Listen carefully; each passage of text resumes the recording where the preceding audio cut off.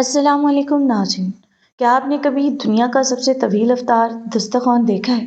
نہیں، کسی مسلم ملک میں نہیں، نہ مکہ میں نہ مدینہ میں، بلکہ یورپ کے دل میں، جی ہاں بیلجیم میں، جہاں مسلمان اقلیت میں ہیں۔ وہاں ایک ایسا منظر سجا جس نے دنیا کو حیران کر دیا۔ 5 کلومیٹر تک پھیلا ہوا دسترخوان، ہزاروں لوگ ایک ہی قطار میں، ہاتھوں میں کھجور، آنکھوں میں انتظار، اور مغرب کی ایک اذان کا لمحہ جو سب کو ایک ساتھ جوڑ دے۔ یہ صرف افطار نہیں تھا، یہ اعلان تھا، یہ پیغام تھا، یہ ثبوت تھا کہ رمضان سرحدوں کا محتاج نہیں۔ لیکن سوال یہ ہے کہ اقلیت میں رہتے ہوئے آخر کیسے ممکن ہوا یہ سب؟ کس نے سجایا یہ دسترخوان؟ کیوں غیر مسلم بھی اس میں شریک ہوئے؟ اور اس لمحے نے بیلجیم کے معاشرے کو کیسے بدل دیا؟ آج کی ویڈیو میں ہم آپ کو دکھائیں گے وہ منظر، وہ جذبات، وہ حقیقت جو شاید آپ نے کبھی پہلے نہ دیکھی ہو۔ ویڈیو آخر تک دیکھیے گا کیونکہ یہ کہانی صرف ایک افطار کی نہیں، یہ ایمان کی طاقت کی کہانی ہے۔ یورپ کے دل میں اس سال یورپ کے دل میں ایک ایسا منظر سجا جسے دیکھ کر بہت سو کو یقین نہیں آیا، اور یہ منظر تھا بیلجیم کے دارالحکومت برسلز میں۔ کھلی فضا کے نیچے شہر کی سڑک کو بند کیا گیا، میزیں بچھائی گئیں، ایک نہیں، دو نہیں، پوری 5 کلومیٹر تک۔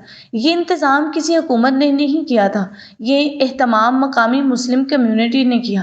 سینکڑوں رضاکار کئی دنوں سے تیاریوں میں مصروف تھے۔ نوجوان کرسیاں لگا رہے تھے، خواتین کھانے کے پیکٹ تیار کر رہی تھیں، بزرگ فہرستیں ترتیب دے رہے تھے۔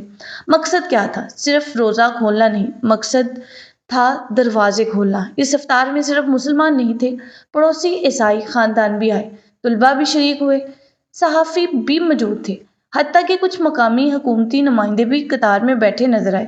ہزاروں افراد ایک سیدھی لکیر میں۔ یورپ کی گرمیوں میں سورج دیر سے غروب ہوتا ہے، ہوا میں ہلکی سی ٹھنڈک تھی، شہر کی آوازیں مدھم ہو رہی تھیں، صرف خاموشی، اور پھر ایک ساتھ ہزاروں ہاتھ اٹھے، کھجور منہ تک گئی، پانی کا پہلا گھونٹ لیا گیا، اور اسی لمحے برسلز کی اس سڑک پر مذہب ایک دیوار نہیں رہا، ایک پل بن گیا۔ اس دن بیلجیم کے اخبارات میں یہ منظر برداشت، رواداری اور بین المذاہب ہم آہنگی کی علامت کے طور پر چھپا، اور شاید پہلی بار کئی غیر مسلموں نے رمضان کو بھوک کے مہینے کے طور پر نہیں بلکہ قربت کے مہینے کے طور پر دیکھا۔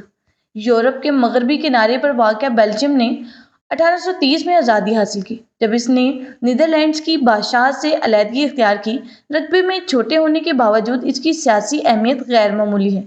یہی وہ سرزمین ہے جہاں یورپین یونین کی اہم ادارے قائم ہیں اور جہاں نیٹو کا ہیڈ کوارٹر موجود ہے۔ بیلجیم کی شناخت سادہ نہیں، یہ دو بڑی ثقافتی اکائیوں پر مشتمل ہے۔ فلیمش جو ڈچ زبان بولتے ہیں اور والون جو فرانسیسی زبان سے وابستہ ہیں، زبانوں کا فرق، ثقافتوں کا تنوع، مگر ایک ریاست۔ ماضی میں بیلجیم ایک مضبوط کیتھولک ملک تھا۔ قدیم گرجا گھر آج بھی شہروں میں عام ہیں، خاص طور پر برسلز اور بروج جیسے تاریخی شہروں میں۔ لیکن تاریخ جامد نہیں ہوتی، وقت بدلتا ہے، اور قوموں کی صورتیں بھی۔ اسلام بیلجیم میں تلوار کے ذریعے نہیں آیا، نہ ہی کسی سلطنت کی فتوحات کے نتیجے میں آیا۔ یہ آیا مزدوروں کے ہاتھوں میں، محنت کی لکیریں بن کر۔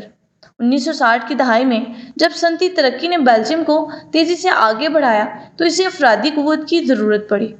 حکومت نے دروازے کھولے، مہاجرین آئے، خاص طور پر مراکش اور ترکی سے۔ وہ یہاں آئے، فیکٹریوں میں کام کیا، کانوں میں محنت کی، سردیوں کی یخ بستہ ہواؤں میں پسینہ بہایا۔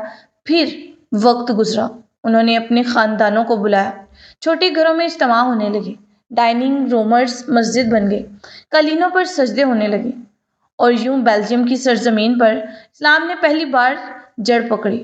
سن 1974، ایک تاریخی لمحہ، بیلجیم نے اسلام کو سرکاری طور پر تسلیم کر لیا۔ یہ محض قانونی کاغذی کارروائی نہیں تھی، یہ اعتراف تھا کہ اسلام اب اس معاشرے کا حصہ ہے۔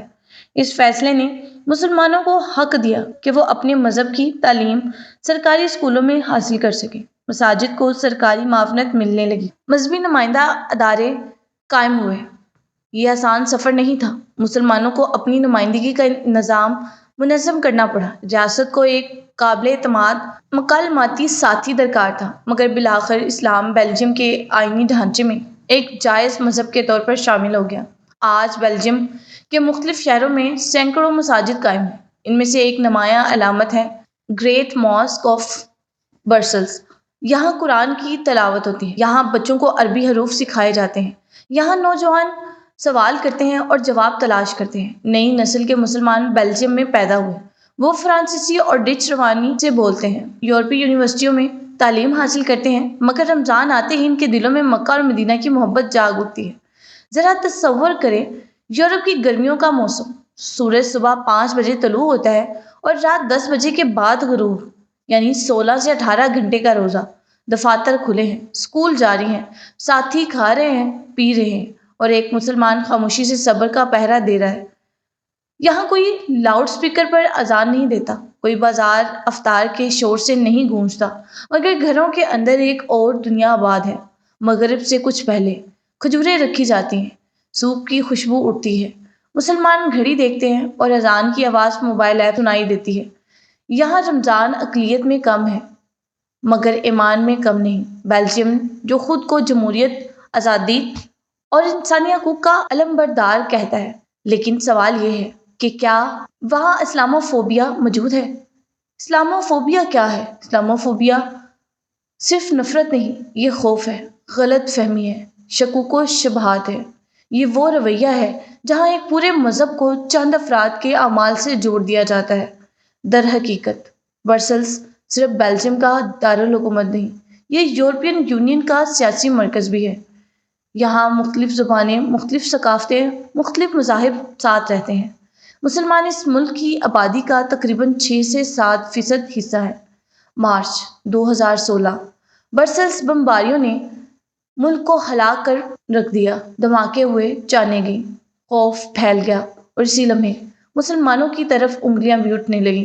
اگرچہ اکثریت امن پسند تھی، مگر چند افراد کے جرم نے پورے معاشرے کو مشکوک بنا دیا۔